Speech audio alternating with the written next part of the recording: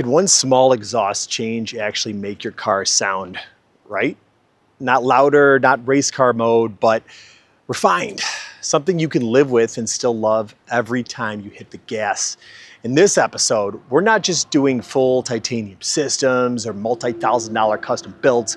We're showing you targeted small changes that totally reshape the tone and drivability without blowing your budget. A Mustang that came back after ignoring our original advice, a Ford Lightning that needed to sound like a Lightning again without rattling your fillings, and a supercharged Silverado that lost all of its power up top, smelled like a dying microwave, and turned out to have deeper issues, ones we solved with a little creativity in just the right places. These are small changes done the right way, the kind that come from years of actually building systems, not form threads or guessing games. If you've ever thought, I can't afford a full setup, but still want to sound right, then you're in the right place. Subscribe, drop a comment, or just nod quietly in your garage and let's get into it. All right, so you may remember this Mustang from a video we did a little while back. We were trying to explain why the Coyote engine typically has a lot of negativity around how the exhaust comes out. Now, admittedly, when we talked to the customer, we had suggested doing the exhaust a certain way, but he was set on getting a raw, loud, visceral sound, and also wanted to keep the price under control where we could. So what that ended up being and where the difference is if you follow this guy around, so the path of the sound wave is going to come down through here, and as you see, this is the straightest section, hitting the valve when the valve is shut, closed, diverting to this 45-degree angle.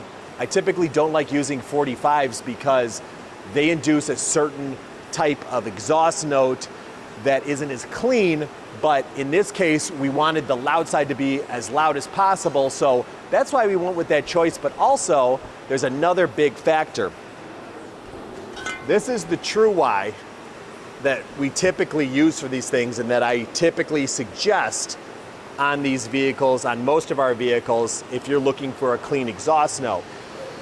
The difference between this and this, you're going to hear a big sound difference, and I'm going to prove that. But however, the reason why that would increase the price is, take a look at this. This is a 45, this is a 45, this is a 45, and this is a 45.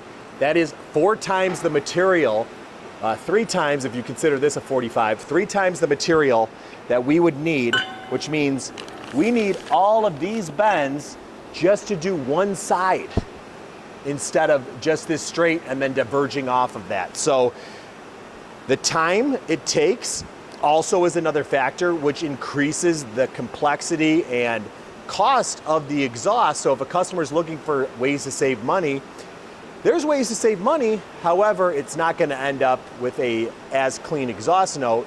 But in this case, the customer said he wanted loud. We gave him loud, and guess what? He's backing off now, and he wants it fixed the way that we originally said. So what we're doing, I'm going to show you guys going to a true why. We're going to resonate this, and you're going to hear the difference in clarity of just switching out this bend.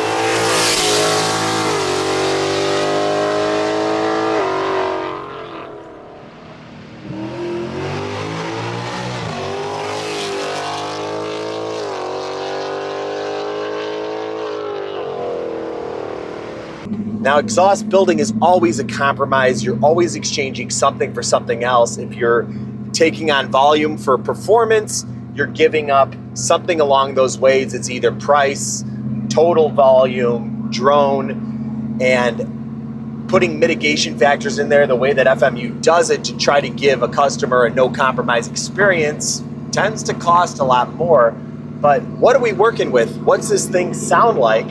I'm complaining about it at the low end, but how about the top end?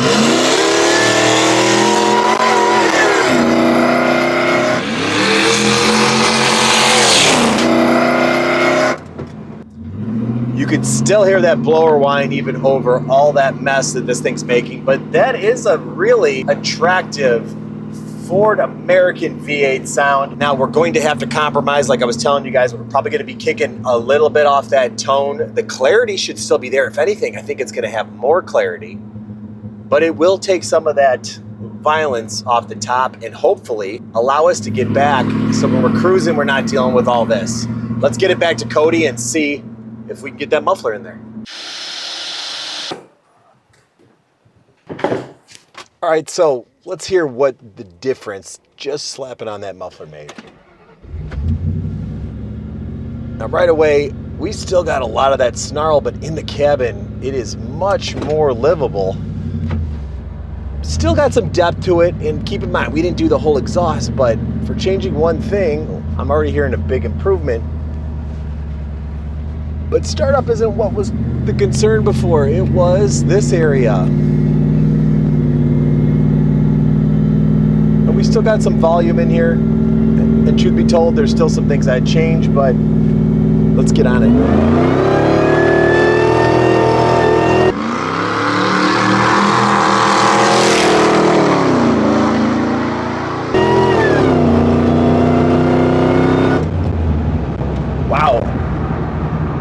Difference between that, you can hear all of the supercharger noise, and the tires are actually pretty loud. I can hear the tires now. All right, here we go. First start on the inside for me. Oh, and I know this truck, and I know how it starts up, and that is exactly what I was thinking, OJ. That is fantastic. Before, it was just so loud at all times, low RPM. I'm like, this is stupid. Let's see how she drives. I can hear the blower now. That was the biggest difference it made, is that actually brought that aspect out of the car, you know? But here, like, converter just locked up. We're going 50. We're, you know, kind of like on the highway. And this is livable, like, as far as what the goal was, which was to quiet it down and make it more livable on the highway and everything. This is perfect. Like, honestly, I didn't even really want to, like, ever beat on the truck before because it was so loud. Just a muffler, you know? Oh my gosh. This is perfect, man. Seriously. I love it.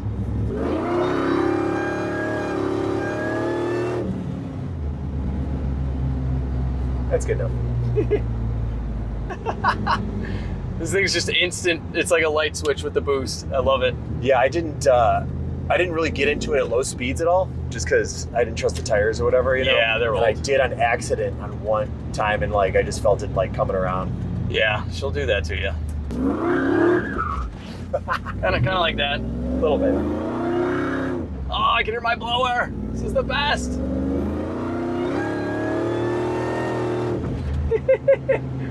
Great job, OJ. This is exactly what I wanted. It's perfect.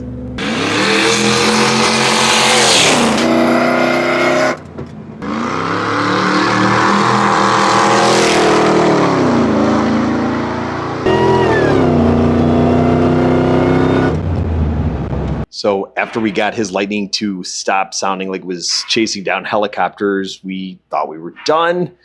But of course, Alex had another truck in the mix. At this point, we really should have a legit Street Cars loyalty program. He rolled up in the now infamous Frozenado, a supercharged Silverado that spent part of its life recreational duty and part of its life underwater. He wanted to run a simple dyno, and you know what I'm going to say next. It made power until 4,500 RPM, and then it nosedived. Combine that with a funky exhaust smell, and yeah, we were poking around at the cats, but we're not just here to gut them and call it a day. The plan is to inspect, diagnose, and come up with something that fixes the flow problem and leaves room to grow. Something that doesn't kill the sound or drivability in the process. And maybe, just maybe, it involves a little surprise that rhymes with Megaphone.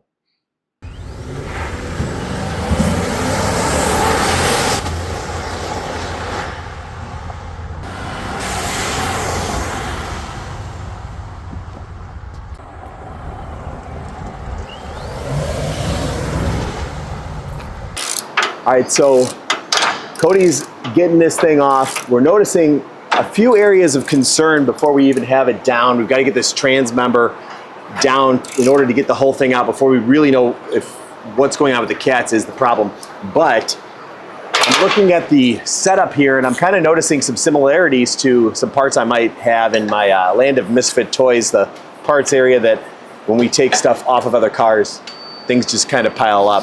So one of those times where something I saved might actually come in use. And what that is this guy here. You'll notice that the shape is very similar. However, this section where it crosses back over to the post catalyst is a little bit bigger. And that's because this is actually off of a 6.2 Cadillac. So we might have to get creative in how we get this thing relatively back in the same position, but this is more or less an upgrade. But in theory, this should be pretty close to what we need to replace in here. These catalytic converters, this is off of a super low mileage car that we ended up turbocharging, and these things look super fresh inside of here. Same 3-bolt flanges, so we are going to take it down, see if it fits up, but hopefully we see that these things are indeed failed, so we're not guessing on if this is gonna fix it or not. All right, so this isn't an ideal situation. Got the cats down and we're looking inside of there and I don't see a smoking gun of these things looking collapsed or clogged up. But what I am seeing though, however, is that this cell count that's inside of here is very, very tiny, very, very small. Supercharged cars are known for having issues with catalytic converters just straight out of the box. These things are definitely a little bit on the small side. And even though I had that great idea of doing an unmodified pipe off of the Escalade, that might not be the best way forward. What I'm thinking, Alex likes keeping cats in his car, so cutting them off is not an option. However, again, going to the Island of Misfit Toys, I was able to find some takeoff catalytic converters that we had, high flow ones, that with a little bit of finagling, Cody might be able to get on here. So we're basically going to throw these guys back up in the car, put the cats in there, see where they're going to fit, and then cut these guys so that the cats are off, put this guy back up and mount it to the flex pipe that goes to the rest of the exhaust. From there I'll be able to determine like if I need to add a bend, stuff like that. I got to pull this guy back off, swedge it up to fit inside the cat a little bit better, and then measure the distance from the cat to the new Y or to the old Y pipe, both sides. Put a tube in the cat, slide it over, weld that, slide this back in, weld that, weld the cat, should be done. All right, something we just noticed, Cody's got the cats welded on there.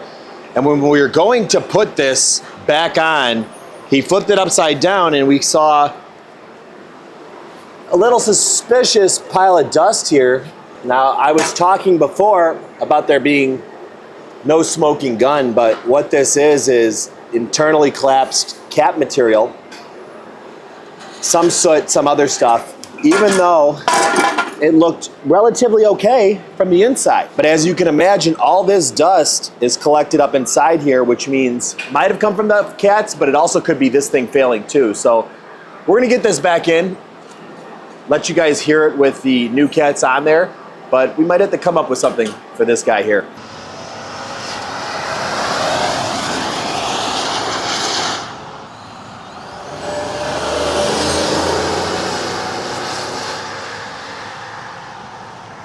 All right, Cody, you got the high flow cats in, and what do you think about the sound difference? Honestly, I mean, I don't think there's much of a sound difference. Pretty much the same. Pretty much, yeah. I'm not gonna say it. I'll let you guys decide. Drop your comments. What do you guys think about the sound difference between the high flow cats and the regular cats? But Alex is trying to solve a problem here, and we didn't see a problem at first, but we do see one potentially now with that rear cat. And being that we kind of want to make a change at the same time, these rear cats aren't monitored, got a little bit more room to be creative. And we've been creative with junk we've had laying around, so I've got an idea, and I know you're going to be not happy with me since we're springing it on right now, but what about fitting one of our takeoff megaphones in this spot going up? You know, trying to cut this to match up to here, maybe get it in right about here if it can fit. That way we're taking care of this potentially collapsed cat, and we can see the difference of adding just a Megaphone to the stock exhaust. Okay. Sorry, man, but Yeah. another using junk for Alex's build. Yep. But it'll be interesting. Maybe it'll make it sound different. Let's see. We got to cut off this cat, and then OJ wants me to put a Megaphone in here. And we have to utilize this tube and this ball flange connector somehow. So at this point, we're just going to chop this guy off and chop this guy off, try and fit a Megaphone.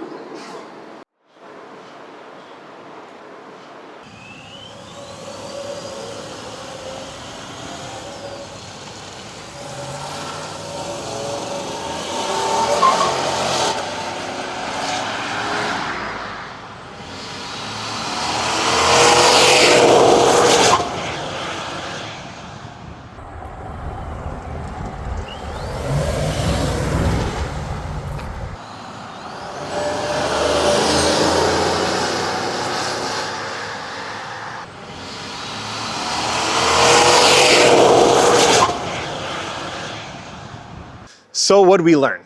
On the Mustang, one cleaner transition and we finally got that rowdy, not rattly sound. Something you can drive to work without hating yourself.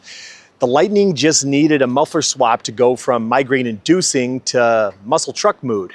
And the Silverado? Well, sometimes cats aren't visibly broken, but they're still quietly killing your top end. The new setup, it flows better, smells less, and gives us just enough to sneak in the Megaphone. Each of these was a small move, but when done right, with intent and experience, the difference between throwing parts at a problem and actually solving it, well, we're not actually here to sell you a whole system every time. Sometimes you just need the right part in the right spot, done the right way. The funny thing about exhaust work is, even though sound is subjective, we all know music when we hear it.